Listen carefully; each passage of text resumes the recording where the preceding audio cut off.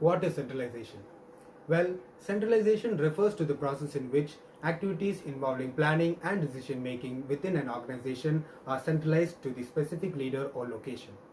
In a centralized organization, the decision making powers are retained in the head office and all other offices receive the commands from the main office.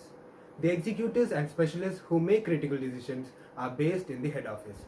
So now we have an idea of what centralization means. Let's talk about its advantages and disadvantages. The advantages of centralization consists of number 1, a clear chain of command. A centralized organization benefits from a clear chain of command because every person within the organization knows who to report to. Junior employees know who to approach whenever they have concerns about the organization. On the other hand, senior executives follow a clear plan of delegating authority to employees who excel in specific functions. The executives also gain the confidence that when they delegate responsibilities to mid-level managers and other employees, there will be no overlap. A clear chain of command is beneficial when the organization needs to execute decisions quickly and in a unified manner. Number 2, focused vision. When an organization follows a centralized management structure, it can focus on the fulfillment of its vision with ease. There are clear lines of communication and other senior executive can communicate the organization vision to the employees and guide them towards the achievement of the vision. In the absence of centralized management, there will be no inconsistencies in relaying the messages to employees because there is no clear lines of authority. Directing the organization's vision from the top allows for a smooth implementation for its vision and strategies. The organization stakeholders such as customers, suppliers, and communities also receive a uniform message. Number 3, reduce costs.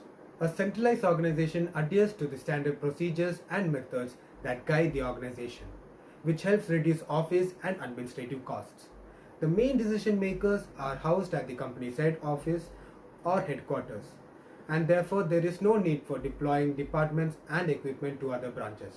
Also, the organization does not need to incur extra costs to hire specialists for its branches since critical decisions are communicated to the at the head office and then communicated to the branches. Thus, a clear chain of command reduces the duplication of responsibilities that may result in additional costs to the organization. Number 4, quick implementation of decisions. In a centralized organization, decisions are made by small groups of people then communicated to the lower level managers. The involvement of only few people makes the decision-making process more efficient, and since they can discuss the details of each decision in one meeting, the decisions are then communicated to the lower levels of the organization. Implementation. If lower level managers are involved in the decision-making process, the process will take longer and conflicts will arise. That will make implementation process lengthy and complicated because some managers may object to the decisions that their input is ignored. Number 5, improved quality of work. The standardized procedures and better supervision in a centralized organization result in improved quality of work. There are supervisors in each department who ensures that the outputs are uniform and of high quality.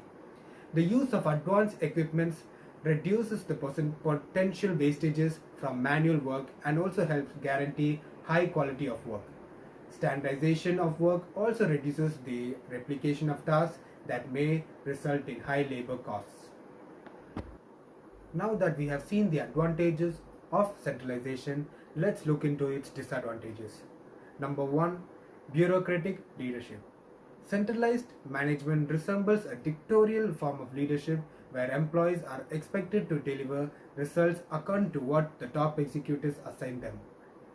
Employees are unable to contribute to the decision-making process of the organization and they are merely implementers of the decisions made at a higher level. When employees face difficulties in implementing some of the decisions, the executives will not understand because they are only decision makers and not the implementers of the decisions. The result of such actions is a decline in performance because the employees lack the motivation to implement decisions taken by the top level managers without the input of the lower level employees. Number 2, remote control. The organization executives are under tremendous pressure to formulate decisions for the organization, and they lack control over the implementation process. The failure of executives to decentralize decision-making process adds a lot of work to their desks. The executives suffer from a lack of time to supervise the implementation of decisions. This leads to reluctance of the part of employees. Therefore, the executives may end up making too many decisions that are either too poorly implemented or ignored by the employees. Number 3. Delays in work. Centralization results in the delays in work as records are sent to and from the head office. Employees rely on the information communicated to them from the top, and there will be loss in man hours. If there are delays in relaying the records, this means that employees will be less productive if they need to wait long periods to get guidance in their next projects. Number 4. Lack of employee loyalty. Employees become loyal to an organization when they are allowed personal initiatives in the work they do. They can introduce their creativity and suggest ways to performing their tasks. However, in centralization, there is no initiative in work because employees perform tasks conceptualized by the top executives. This limits their creativity and loyalty to the organization due to the rigidity of the work they do. Thus, centralization is nothing but a business structure in which one individual makes the important decisions such as resource allocation and provides the primary strategic direction for the company. Most small businesses are centralized, wherein that the owner makes all decisions regarding the products, services, and strategic direction, and most of the significant areas. However, a business does not need to be small to be centralized.